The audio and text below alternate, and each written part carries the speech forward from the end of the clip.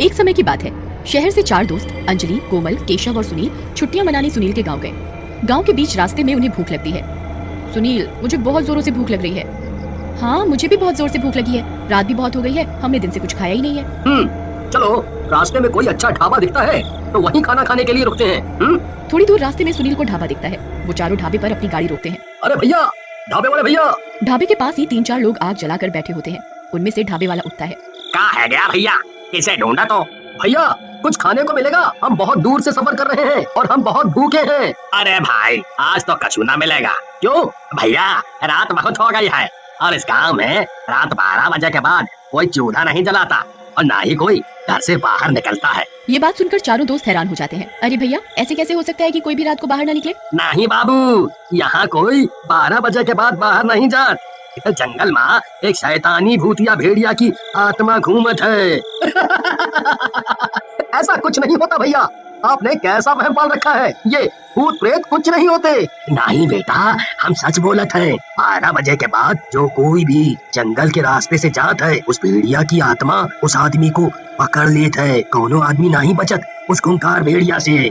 ये सुनकर अंजलि बहुत डर जाती है। अरे तुम इन भैया की बात मान लो, ये हमें झूठ क्यों बोलेंगे? हाँ बेटा, मैं तो तुम्हारी भलाई चाहता हूँ, तभी तुम्हें बता रहा हूँ। वो भेड़िया किसी को नहीं छोड़ता। उसका मुंह आदमी का है और शरीर भेड़िए का। बहुत ही डरावना है। वो जिस भी आदमी की जान लेता है तो वो आदमी खुद ब खुद शैतानी भेड़िया बन जाता है। अरे सुनील, तुम छोड़ो ये सब बातें, हम आगे जाकर दूसरा ढाबा ढूंढते हैं। वो चारों गाड़ी लेकर आगे जंगल के रास्ते पर निकल जाते हैं। बीच रास्ते में उनकी गाड़ी खराब हो जाती है। ओफो, अब ये क्या हो गया गाड़ी को?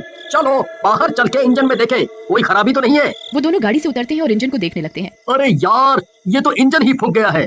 ओफो, अरे अब हम क्या करेंगे? यहाँ तो दूर दूर तक कोई मैकेनिक भी नहीं मिलेगा। तुम चिंता मत करो, तुम कोमल और अंजलि के साथ इधर रुको, मैं पानी लेकर आया। इंजन गर्म हो गया है, हम पानी मारेंगे तो शायद गाड़ी थोड़ी आगे तक चल जाए। ठीक है। सुनील पानी लेने के लिए निकल पड़ता है। थोड़ी दूर जाने के बाद सुनील को कुछ अजीब सी आवाज सुनाई देती है। वो भूतिया भेड़िया होता है। कौन है? कौन है वहाँ? तभी भूतिया भेड़िया सुनील के ऊपर हमला कर देता है। तुझे किसी ने बताया नहीं मेरे बारे में? अरे अरे, मुझे छोड़ दो, भगवान के लिए मुझे छोड़ दो, छोड़। आज तो तेरी मौत है, तुझे कोई नहीं रोक सकता मरने से। अरे अरे, ऐसा मत करो, ऐसा मत करो। तभी भूतिया भेड़िया सुनील की गर्दन पर अपने पैने पैने नाखून से हमला करता है और सुनील को जान से मार देता है। सुनील को मारने के साथ ही भेड़िया सुनील का खून चखता है और सुनील के शरीर के अंदर आ जाता है। मैं किसी को नहीं छोड़ूंगा, जो भी मिलेगा सबको मार डालूंगा। काफी देर इंतजार करने के बाद, अरे बहुत देर हो गई, सुनील अभी तक नहीं आया। कहीं ढाबे वाला सच तो नहीं बोल रहा था? कभी उसे भेड़िया ने पकड़ लिया हो? अरे नहीं, ऐसा कुछ नहीं होगा, तुम चिंता न करो। तुम दोनों यहीं गाड़ी में बैठकर मेरा इंतजार करो, मैं एक बार सुनील को देख कर आया। ये किधर रह गया है? केशव सुनील को ढूंढने निकल पड़ता है। थोड़ी दूर जाकर उसे सुनील मिल जाता है। अरे तुम कहाँ रह गए थे? इतनी देर हो गई, मैं तो डर ही गया था। अरे मुझे पानी नहीं मिला। केशव और सुनील गाड़ी की तरफ चले जाते हैं। वो उधर जाकर देखते हैं। तुम इतनी देर से किधर थे? हम दोनों कितना डर गए थे। अरे सुनील को कहीं पानी नहीं मिला। सुनील, तुम एक बार बैठो, मैं गाड़ी चलाकर देखता हूँ, क्या पता अब गाड़ी चल जाए। केशव गाड़ी में चाबी लगाता है और गाड़ी स्टार्ट करने की कोशिश करता है। तभी गाड़ी खुद ब खुद चल पड़ती है। अरे वाह, गाड़ी ठीक हो गई। अब इस जंगल से हमें जल्दी बाहर निकल जाना है। सुनील के अंदर भूतिया भेड़िया मन ही मन में बहुत खुश होता है। इतने सारे लोगों का खून पीने में तो बहुत मजा आएगा। देखते ही देखते वो चारों अपने ठिकाने पर पहुंच जाते हैं। अगली सुबह केशव और उसके सारे दोस्त नाश्ता करने के लिए एक साथ बैठते हैं। अरे सुनील, तुम इतने शांत शांत क्यों बैठे हो? मैं कब से देख रहा हूँ, तुम जब से इधर आए हो किसी से कोई बातचीत ही नहीं कर रहे।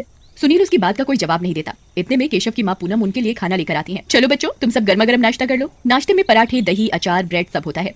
सुनील ये नाश्ता देखकर बहुत गुस्सा हो जाता है और जोर जोर से चिल्लाने लगता है। ये कैसा नाश्ता है? ऐसा खाना कौन खाता है? क्या हुआ बेटा, तुम्हें कुछ अलग खाना था तो बता देते। मैंने तो बल्कि तुम्हारे पसंदीदा पराठे बनाए हैं।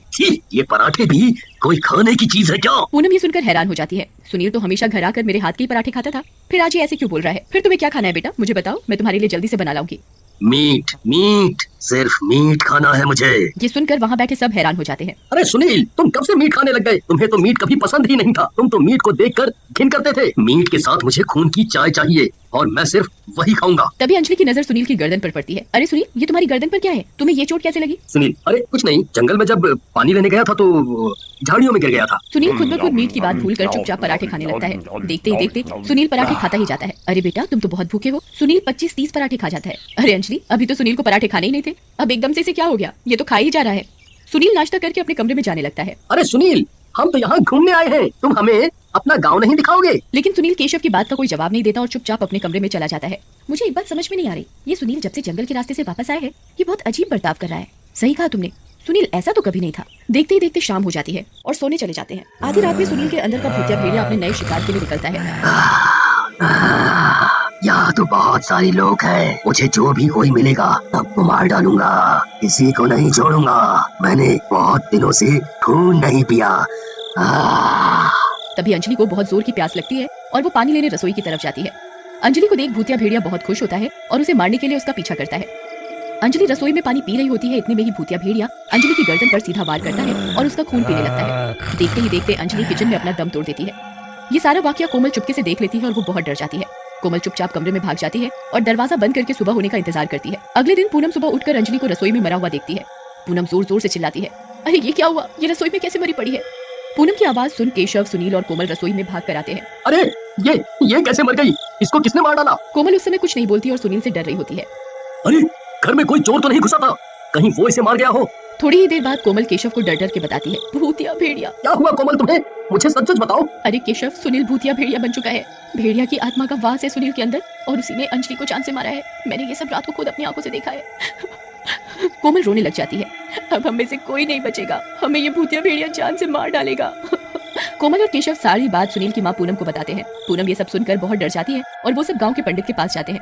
अरे पंडित जी, अनर्थ हो गया, अनर्थ। क्या हुआ बच्चे? मेरे बेटे को जंगल वाले भूतिया भेड़िया ने मार दिया है और अब वो सबको जान से मार रहा है। इसका एक ही उपाय है मेरे पास। क्या? पंडित मंदिर में शेरा वाली माता की मूर्ति का त्रिशूल पूनम को थमा देता है। आज रात जब भी वह भूतिया भेड़िया किसी का शिकार करने निकले तो उसके पेट में बिना सोचे ये त्रिशूल मार देना, वो वहीं का वहीं मर जाएगा।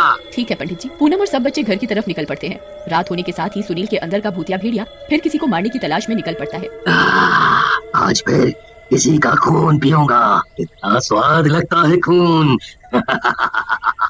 ये बात सुनील की माँ केशव और कोमल छिप कर सुन लेते हैं। अरे केशव, तुम इसके आगे जाओ, इसे तुम दिखोगे तो ये भूतिया भेड़िया तुम्हारी जान लेने आएगा। मैं तभी इसके पेट के अंदर ये माता रानी का त्रिशूल घुसा दूंगी। हाँ आंटी बिल्कुल ठीक कह रही हैं। केशव पूनम का कहा मानता है और भूतिया भेड़िया के आगे जाकर खड़ा हो जाता है। तो फिर आज तेरी मौत है।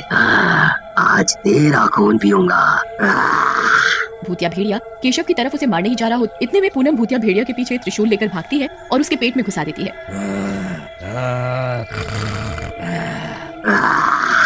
त्रिशूल घुसने के साथ ही भूतिया भेड़िया मर जाता है और सबकी जान बच जाती है।